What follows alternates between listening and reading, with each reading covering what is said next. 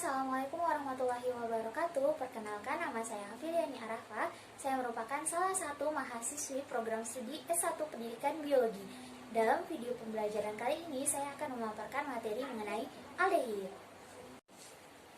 Aldehid merupakan salah satu kelompok senyawa karbon yang memiliki gugus karbonit, yang mana letaknya selalu berada di ujung dan diikuti oleh atom karbon.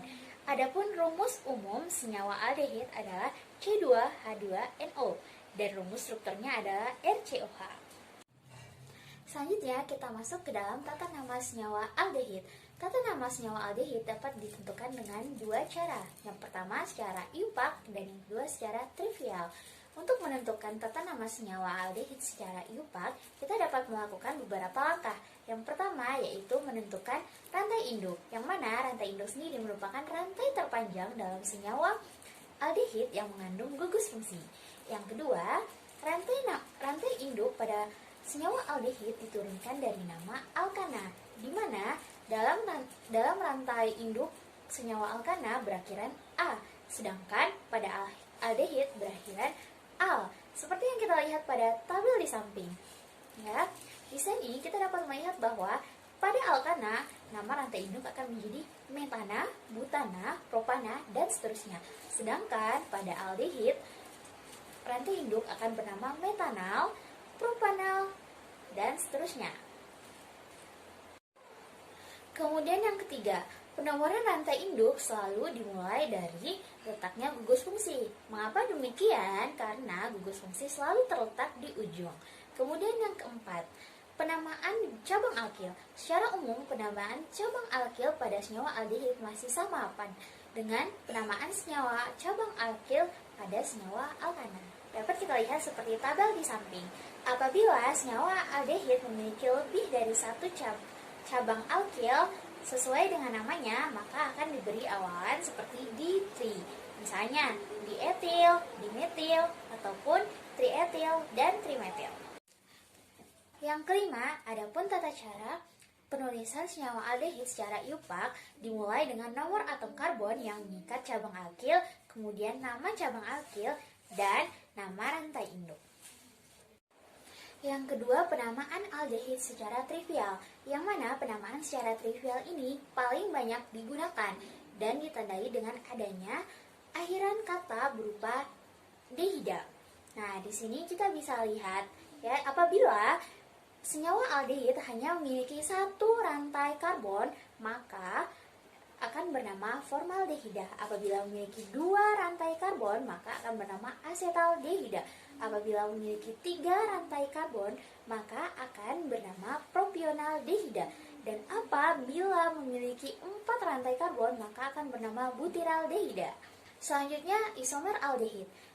Aldehid memiliki 2 isomer, yaitu isomer struktur dan isomer fungsi.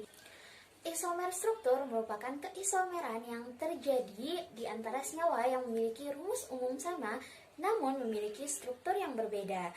Adapun isomer fungsi adalah keisomeran yang terjadi karena adanya perbedaan gugus fungsi, di mana senyawa-senyawa tersebut mempunyai rumus molekul yang sama. Contoh isomer struktur aldehid adalah butanal dan 2-metilpropanal.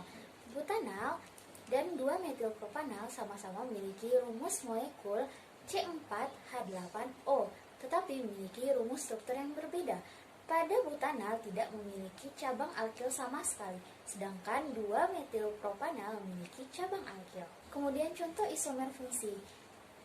Pada aldehid berisomer fungsi dengan keton, di mana gugus fungsi aldehid sendiri adalah COH, sedangkan gugus fungsi keton adalah COR. Contohnya adalah propanal berisomer fungsi dengan propanon. Selanjutnya adalah sifat-sifat aldehida. Aldehida memiliki sifat fisik dan sifat kimia. Yang pertama ada sifat fisik. Sifat fisik merupakan sifat yang dapat diukur atau dinyatakan dengan satuan. Dalam hal ini, aldehida memiliki sifat fisik yang pertama titik didih.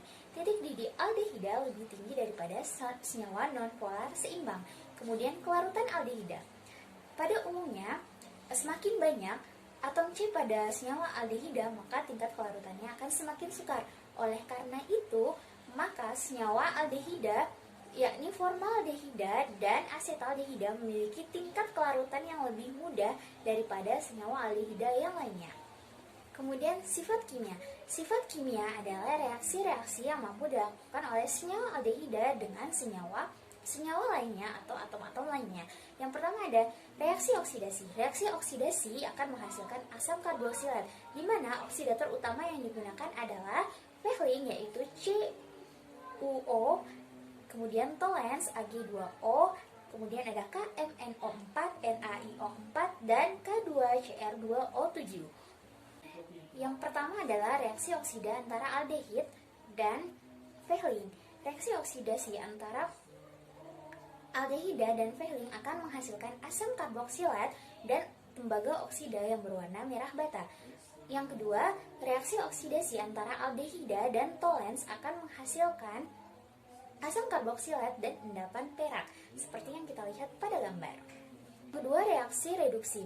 Reaksi reduksi aldehida oleh H2 akan menghasilkan alkohol primer. Secara umum, RCOH saat direduksi dengan H2 akan menghasilkan RCH2OH, yang mana RCH2OH merupakan salah satu rumus struktur alkohol primer. Misalnya, propionaldehid akan direduksi oleh H2 maka akan menjadi propanol. Kemudian reaksi pembentukan aldehida. Aldehida dapat dibentuk melalui 3 reaksi. Yang pertama ada reaksi oksidasi oleh alkohol primer.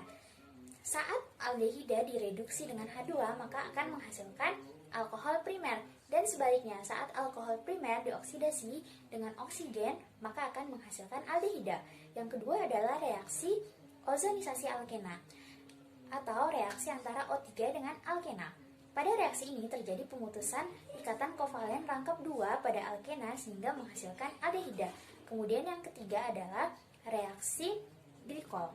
Glikol merupakan salah satu senyawa polialkohol yang mengandung 2 gugus hidroksil.